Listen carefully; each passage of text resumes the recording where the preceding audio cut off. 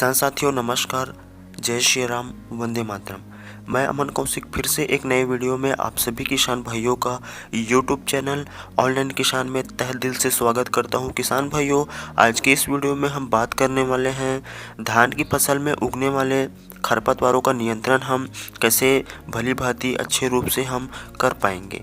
तो उसके लिए मैं लास्ट में दवाई बताने वाला हूं, तो वीडियो को आप शुरू से लेकर लास्ट तक देखते रहिए। चैनल में नए हो तो लाल कलर का सब्सक्राइब का बटन नीचे आ रहा होगा, उसे दबा दीजिए और बेल नोटिफिकेशन को ऑन कर लीजिए ताकि आने वाली हर एक खेती किसानी से जुड़ी वीडियो आपको मिलती रहे।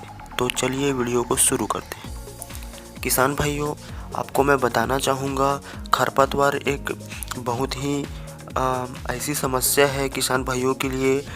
खरपतवार की वजह से हमारी जो नुकसान होती है वो फसल में 37%, 37% तक हमारी फसल को नुकसान पहुंचा देती है। बीमारी से हमें होने वाले नुकसान की अगर बात की जाए तो 22%, कीटों से हमें 29% और अन्य जो नुकसान होती है वो 12% तक हो सकती है। तो सबसे ज़्यादा हमारी जो फसल को नुकसान पहुंचाती है वो खरपतवार है किसान भाइयों। तो आप इस से परिचित भी होंगे।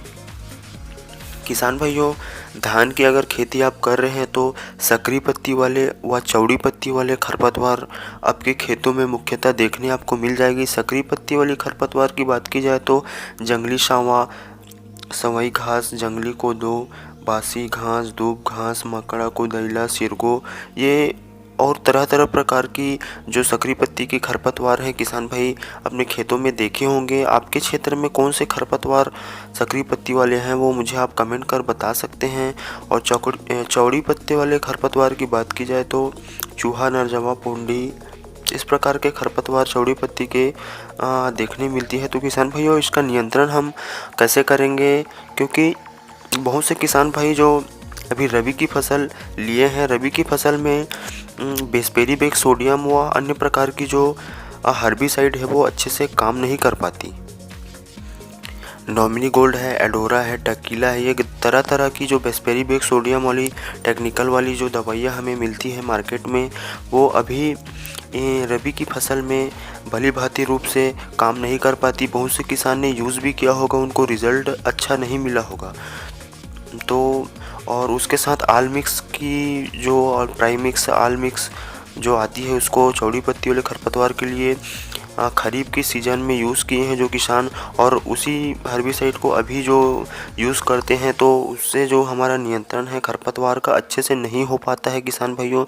तो रबी की फसल में खरपतवार को अच्छे से नियंत्रण करने के लिए मैं आपको बहुत ही अच्छी दवाई बताने वाला हूँ। असर्ट, कोटेवा कंपनी की असर्ट आती है, जिसका टेक्निकल नाम की बात की जाए तो फेनोक्सोलम 2.67% इसमें होती है टेक्निकल नाम। ये जो है सकरी पत्ती की खरपतवारों को नियंत्रण करने में बहुत ही कारगर दवाई है अभी धान की फसल में।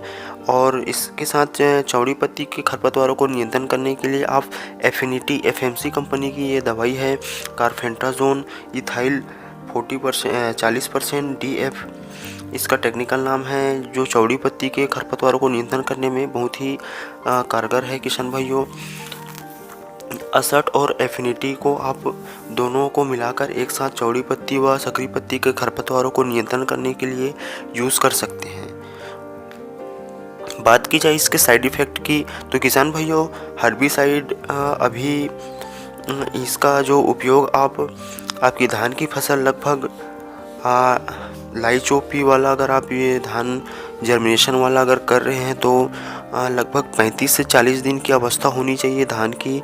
रोपा वाली धान हो तो वो भी 35 से 40 दिन की आपकी जो धान की फसल है वो हो जानी चाहिए। इस अवस्था में इसका उपयोग आप कर सकते हैं।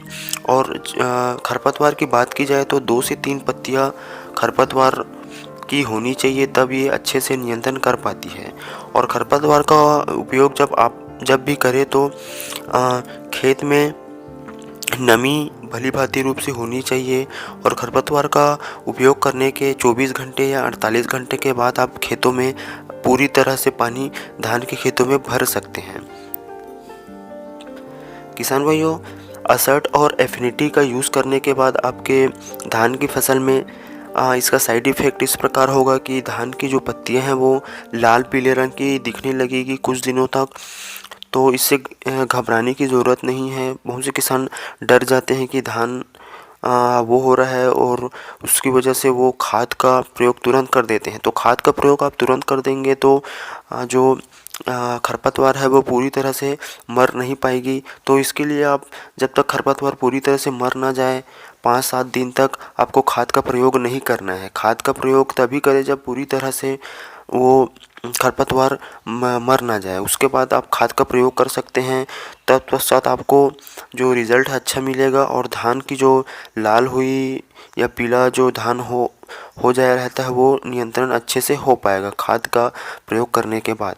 तो किसान भाइयों, वीडियो आपको अच्छा लगा होगा तो एक लाइक कर दीजिए। चैनल में नए हो तो लाल कलर के सब्सक्राइब का बटन नीचे आ रहा होगा, उसे दबा सकते हैं ताकि आपको खेती किसानी से हर एक जुड़ी वीडियो आपको मिलती रहेगी। तो मिलते हैं फिर एक नए वीडियो में, तब तक के लिए जय श्री राम, वंदे मातरम।